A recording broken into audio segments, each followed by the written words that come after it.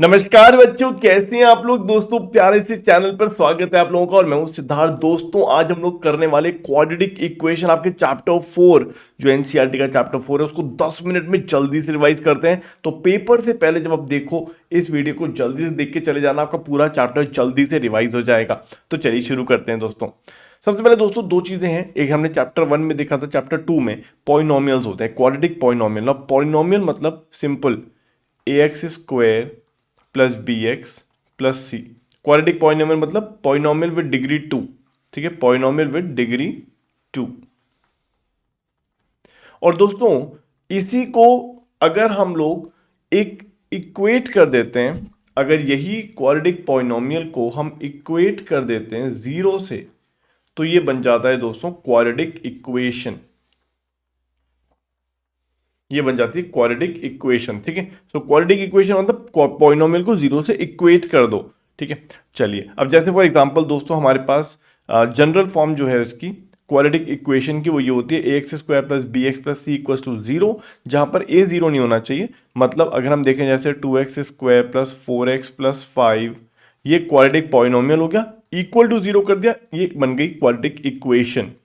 ठीक है, 4x² plus 9x plus 10।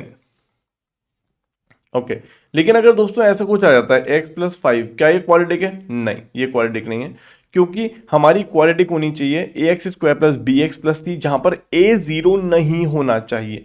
अच्छा, क्या ये क्वाड्रेटिक है? x² इक्वल्स टू जीरो, हाँ ये क्वाड्रेटिक है, क्वाड्रेटिक इक्वेशन है। क्या ये क्वाड्रेटिक इक्वेशन है? 4x² plus 9 equal to zero, ये क्वाड्रेटिक इक्वेशन है। ठीक है, यहां पर जो x² का कोएफिशिएंट है वो जीरो नहीं चाहिए, मतलब x² होना चाहिए इक्वेशन में, तब हम बोलेंगे क्वाड्रेटिक इक्वेशन। जैसे आप देख सकते हो दोस्तों 2x² minus 3x plus 1 equal to zero, quadratic है। 4x minus 3x² plus 2 equal to zero, quadratic है, क्योंकि आप देख सकते हो यहाँ पे 3x² आ रहा है। 1 minus x² plus 300 equal to zero, ये सब क्वाड्रेटिक है क्योंकि x² आ रहा है। चलिए, what are the roots of the quadratic equation. तो देखिए दोस्तों, हम लोगों ने देखा था दोस्तों जीरोज ऑफ पॉलिनोमियल, याद है आपको जीरोज ऑफ पॉलिनोमियल? तो जीरोज ऑफ पॉलिनोमियल वो होता है दोस्तों जहां पर वैल्यू ऑफ द पॉलिनोमियल, मान लीजिए पॉलिनोमियल है हमारा, तो जीरोज ऑफ द पॉलिनोमियल वो होते हैं वो एक्स की वैल्यू जहां पर value of the polynomial is zero. So zeros of the polynomial, अगर आपको याद हो चैप्टर 2 में हमने देखा था, zeros of the polynomial are values of k या values of x where px is zero, that is value of the polynomial is zero।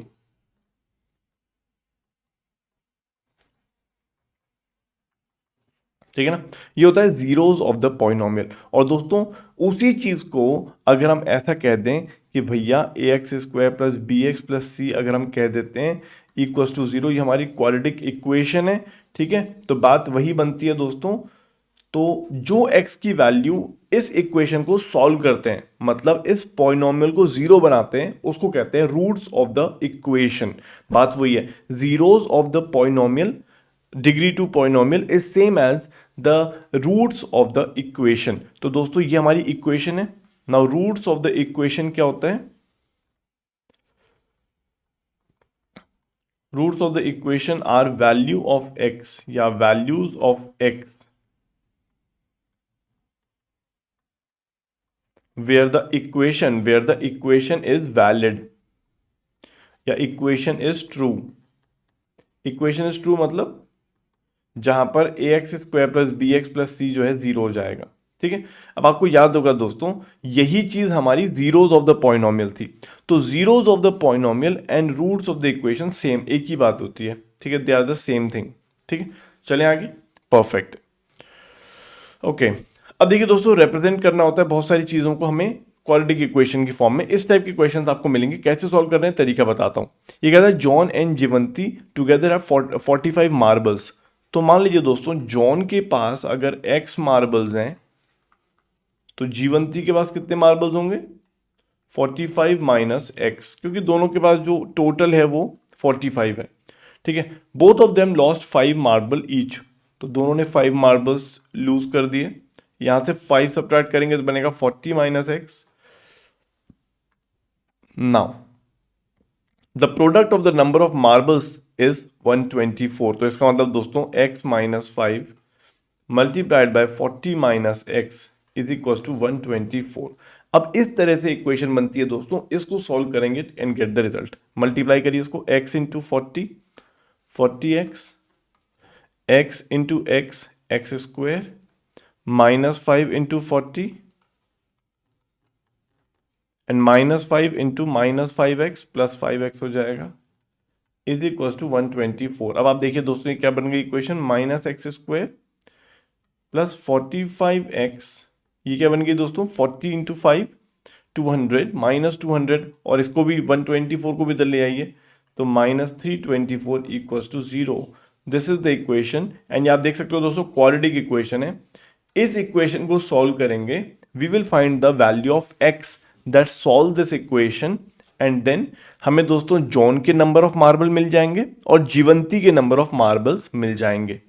ठीक है ना, एक बार चेक कर लीजिए कहीं गलती तो नहीं करिए।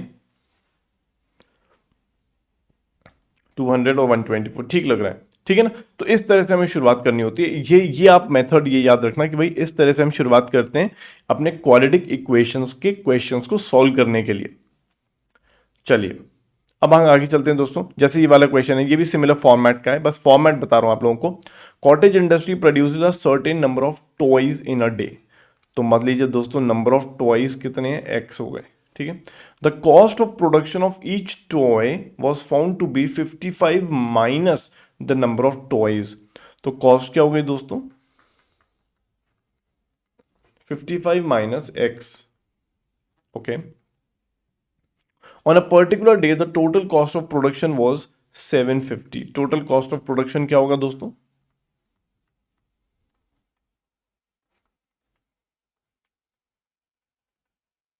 total cost of production is number of toys multiplied by cost of each toy या cost of toy. So number of toys कितने हैं x, cost क्या है 55 माइनस x, ये आ गया 750। अब यहाँ देखिए दोस्तों ये आ गया 55x minus x square is 750। अब आप लेफ्ट हैंड साइड को राइट हैंड में ले जाइए तो माइनस एक्स स्क्वायर बन जाएगा एक्स स्क्वायर, 55x हो जाएगा माइनस 55x और 750 तो एज इट इज ही रहेगा और ये आ जाएगा 0। तो ये क्वाड्रेटिक बन गई दोस्तों। हमेशा इस तरह से क्वाड्रेटिक आपको बनानी है, ठीक है। एक चीज को अज्यूम करिए, फिर दूसरी चीज को उसके रिलेशन में निकालिए, फिर उनका कुछ प्रोडक्ट आपको दे रखा होगा जैसे हर एक क्वेश्चन में देते हैं, ठीक है। क्वाड्रेटिक बन गई। इस क्वाड्रेटिक को सॉल्व करोगे x की वैल्यू आएगी तो नंबर ऑफ टॉयज आ जाएंगे और कॉस्ट निकल आएगी, काम हो जाएगा, ठीक है। चलिए अब जैसे product of two consecutive numbers is 306। तो मान लीजिए दोस्तों नंबर हमारा है x, तो जो कॉन्जिक्यूटिव नेक्स्ट नंबर होगा दोस्तों वो क्या होगा, next number will be x plus 1 और उन दोनों का जो प्रोडक्ट है x multiplied by x plus 1 is 306, that is x square plus x equals to 306। ये बन गई हमारी क्वाड्रेटिक इक्वेशन। यहां से अगर हम क्वाड्रेटिक सॉल्व करेंगे तो हमारे पास दोस्तों x का वैल्यू आ जाएगा and we can easily find the integer values, ठीक है। चलिए आगे। Now solution of the quadratic equation by factorisation. तो दोस्तों हमने देखा रूट्स और जीरोस में क्या अंतर होता है। हम रूट्स बोलते हैं इक्वेशन को, इक्वेशन के सॉल्यूशन को रूट्स बोलते हैं। जो हमारी इस इक्वेशन को सॉल्व करे उसको रूट्स बोलते हैं, ठीक है। और जीरोस क्या होते हैं दोस्तों, जो हमारे पॉलिनोमियल को की वैल्यू को जीरो कर दे। मतलब ये पॉलिनोमियल है, एक्स की वो वैल्यूज जहां पर पॉलिनोमियल जीरो हो जाएगा उसको जीरोस कहते हैं, और x की वो वैल्यू जो इस इक्वेशन को सेटिस्फाई करेंगे उसको रूट्स कहते हैं। दोनों सेम होते हैं, राइट, दोनों एक ही बात है अगर आप ध्यान से देखो तो। चलिए अब दोस्तों सॉल्यूशन बाय फैक्टराइजेशन, वैसे ये बात वही है जो मैंने आपको ऑलरेडी बता दिया है, we have done this point, ठीक है। चलिए अब ये फैक्टराइजेशन वाला मेथड मैं आपको बता देता हूं, लेकिन दोस्तों हमें इसकी ज़्यादा ज़रूरत पड़ती नहीं है, ठीक है। अब ये करते कैसे हैं, क्या होता है, लेट्स ट्राई टू सी। देखिए दोस्तों ये हमारे पास क्वाड्रेटिक इक्वेशन है, इसका सॉल्यूशन हमें निकालना है। We want to find the value of x जो हमारे RHS LHS को बराबर कर दे। तो क्या करते हैं दोस्तों, हमारे पास यहां पर तीन टर्म्स हैं, एक ये टर्म है और एक ये टर्म है। तो हम क्या करते हैं दोस्तों, बीच वाली टर्म को ऐसे स्प्लिट करते हैं एडिशन या सब्ट्रैक्शन में, सो दैट जो दो टर्म्स बनेंगी स्प्लिट करके उनका प्रोडक्ट पहली और दूसरी टर्म के बराबर के प्रोडक्ट के बराबर होना चाहिए। तो दोस्तों अगर हम पहली टर्म और दूसरी टर्म को देखें तो ये आ गया 6x² प्रोडक्ट आ गया। तो 5 -5x को हम ब्रेक करेंगे -3x -2x में। अब आप देखोगे दोस्तों -3x मल्टीप्लाइड बाय -2x आ जाएगा 6x²। तो इसका मतलब दोस्तों हम ऐसे स्प्लिटिंग करेंगे इसकी, तो 2x² -2x -3x + 3 = 0। अब आप यहाँ पर कॉमन लीजिए पहली टर्म में, तो मान लीजिए 2x कॉमन ले लिया, x -1, और यहाँ पर दोस्तों आप देखोगे यहाँ पे -3 कॉमन ले लीजिए, ठीक है। अब यहाँ पे आप देख सकते हो दोस्तों x -1 कॉमन ले लो, तो यहाँ जाएगा 2x -3 = 0। तो आप देख सकते हो दोस्तों हमने इस क्वाड्रेटिक को दो लीनियर टर्म्स में मल्टीप्लाई करके लिख दिया है, ठीक है। दो लीनियर, ये भी लीनियर है, ये भी लीनियर है। तो देखिए दोस्तों यहाँ पर सॉल्यूशन होता है x -1 = 0, दैट इज x = 1। तो x = 1 इसका एक सॉल्यूशन है जिसको रूट कहते हैं, और 2x -3 = 0, x = 3/2। तो x = 3/2 भी इसका एक रूट है, ठीक है। चलें आगे नाउ।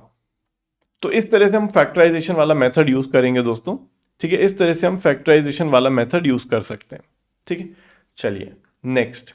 अब यहाँ पर दोस्तों nature of root of the quadratic equation, ये बहुत इंपॉर्टेंट है, मतलब सबसे इंपॉर्टेंट पार्ट ये चैप्टर का। तो ax² + bx + c हमारे पास इक्वेशन है। तो यहाँ पर दोस्तों इसके दो रूट्स होते हैं, बिना फैक्टराइजेशन के हम इसके दो रूट्स बता सकते हैं, that is -b ± √b² - 4ac / 2a, ये इसका रूट्स होते हैं, ठीक है। तो हम डायरेक्टली ये फॉर्मूला लगा सकते हैं बिना फैक्टराइजेशन किए कि भाई इसके दो रूट्स हम ऐसे निकाल लेंगे, एक बार यहाँ पे प्लस लेना है, एक बार माइनस लेना है। लेकिन यहाँ पर कंडीशन है, पहली कंडीशन है दोस्तों कि अगर b² - 4ac, हम यहाँ पर दोस्तों b² - 4ac को बोलते हैं डिस्क्रिमिनेंट।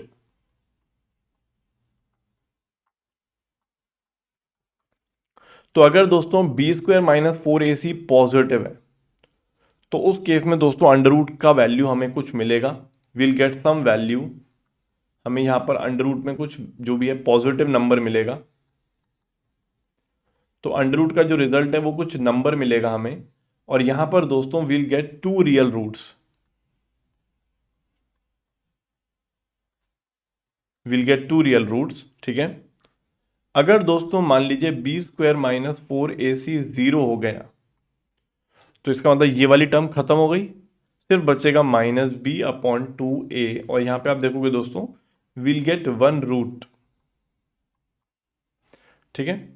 और अगर दोस्तों b² - 4ac नेगेटिव हो गया, तो दोस्तों अंडर रूट के अंदर तो नेगेटिव हम डाल नहीं सकते, तो फिर इस केस में दोस्तों हमें रूट्स नहीं मिलते, हम कहते हैं दोस्तों नो रियल रूट्स। तो आपको याद होगा दोस्तों हम लोगों ने किया था चैप्टर 2 में, जब पॉलिनोमियल पढ़ रहे थे तो हम लोग क्वाड्रेटिक इक्वेशन का ड्रॉ किया था, क्वाड्रेटिक पॉलिनोमियल का हमने ड्रॉ किया था। तो क्वाड्रेटिक पॉलिनोमियल ड्रॉ करने पर आपको पता चला था कि उसके दो जीरोस हो सकते हैं, एक जीरो हो सकता है और एक भी जीरो नहीं हो सकता। तो वही कहानी है, जीरोस और रूट सेम ही, एक ही बात है, ठीक है। चलिए तो दोस्तों यही चीज यहाँ पे लिखी हुई है, b² - 4ac को हम लोग डिस्क्रिमिनेंट कहते हैं। अगर हमारे पास b² - 4ac पॉजिटिव है तो we get 2 distinct real roots, we get 2 distinct real roots, यही कर देता हूं मैं भी, 2 डिस्टिंक्ट रियल रूट्स, ठीक है। यहां पर दोस्तों हमें एक ही रूट मिलता है, आप ये कह सकते हो कि we get 2 roots at the same location, ठीक है ना, वी गेट 2 इक्वल रूट्स, ठीक है। So we get 2 roots at the same location या of the same value, of the same value. अब जो आपकी किताब में लिखा है ना वही हमें पेपर में लिखना चाहिए। तो बी स्क्वायर माइनस 4ac को 0 होने पर हमें मिलते हैं 2 equal real roots, 2 equal real roots. और अगर ये नेगेटिव हो जाता है दोस्तों तो हमें रियल रूट नहीं मिलते। ठीक है, तो ये तीनों हमने देखे, क्लियर है। चलें आगे नाउ। अब जैसे फॉर एग्जांपल दोस्तों यहां पे हमें करना है 2x square minus 4x plus 3। अब यहाँ पे देखिए दोस्तों, इसको कंपेयर करिए ax square plus b x plus c से। अब यहाँ पे देखिए दोस्तों, a क्या है 2, b क्या है -4, c क्या है 3। अब यहाँ पे आप डिस्क्रिमिनेंट निकालिए दोस्तों, बी स्क्वायर माइनस 4ac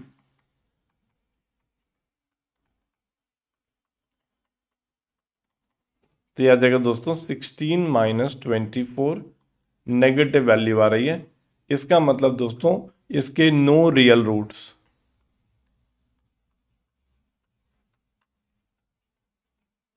ठीक है, इसके नो रियल रूट, कोई रियल रूट नहीं आएंगे, इसका ये नेचर है। नेक्स्ट दोस्तों आप यहां पर देख सकते हो nature of the roots and find the roots if it exist. पहले वाले में देखिए दोस्तों 2x square minus 3x plus 5। अब यहां पे आप देखोगे दोस्तों, ये a हो गया, ये b हो गया, ये c हो गया। तो बी स्क्वायर माइनस 4ac करेंगे तो कितना आएगा, that is 3 square minus 4 into 2 into 5 that is 10। तो आप देखोगे नेगेटिव आ गया, इसका मतलब दोस्तों इसके क्या है, नो रियल रूट्स। ठीक है, अब चलो इसको देखते हैं दूसरे वाले को। बस ये इसी तरह से आपको करना है दोस्तों, ये a है, ये b है और ये c है।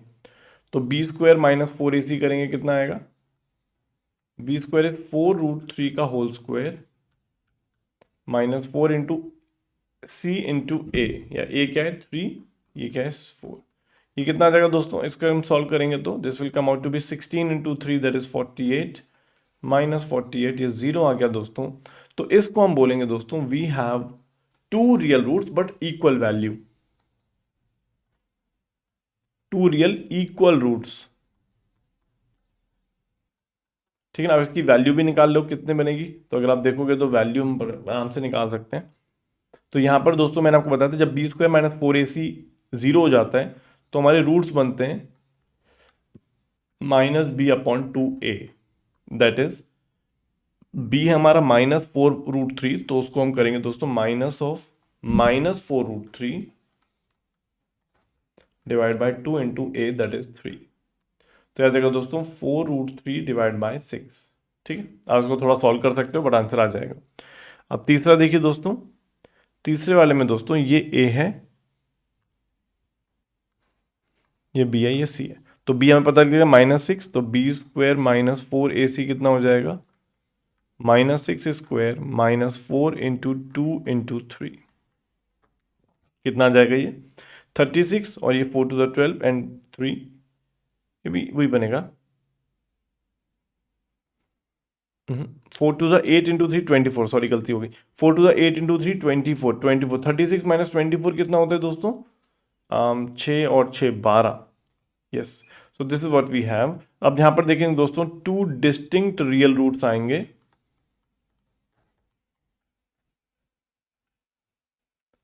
कैसे बनेंगे, तो आप देखोगे इसके रूट्स होते हैं दोस्तों -b plus minus under root of b square minus 4ac divide by 2। कैसे बनेगा, तो b की जगह हम क्या डालेंगे, अच्छा यहाँ पे जगह है अपने पास, अरे वाह मुझे लगा था जगह है नहीं, चलो कोई बात नहीं, जगह है तो फिर तो ये वाला नीचे सॉल्व कर लेते हैं।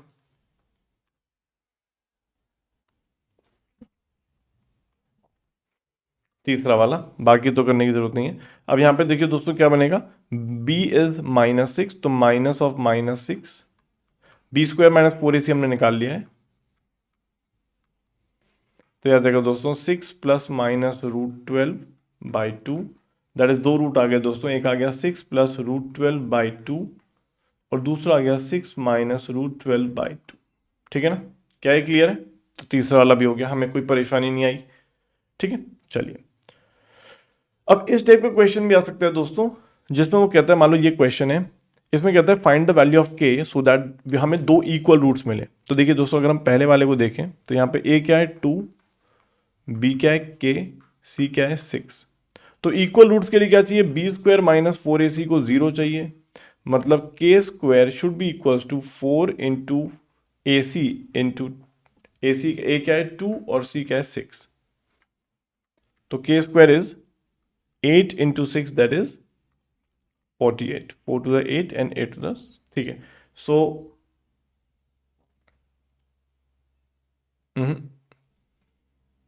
सी की वैल्यू 6 नहीं है, सी की वैल्यू 3 है। एक सेकेंड, तो सी की वैल्यू 3 है हमारी, सॉरी गलती हो गई, सी की वैल्यू 3 है। तो यह जाएगा b square is 4 to the 8, 8 to the 24। तो आप देखो के का वैल्यू कितना चाहिए, अंडर रूट ऑफ 24 चाहिए, ठीक है ना। ठीक है, ऐसे ही दोस्तों इस वाले क्वेश्चन में भी, ये वाला जो तीसरा ये वाला क्वेश्चन है हमारा, इसको पहले आप क्वाड्रेटिक बना लो। तो यह जाएगा दोस्तों k x into x minus 2 plus 6 equals to 0। इसको आप सॉल्व करिए, आ जाएगा के एक्स स्क्वायर माइनस 2 के एक्स प्लस 6 इक्वल्स टू 0। अब यहाँ पे आएगा दोस्तों, ये है बी, यह है सी, यह है ए।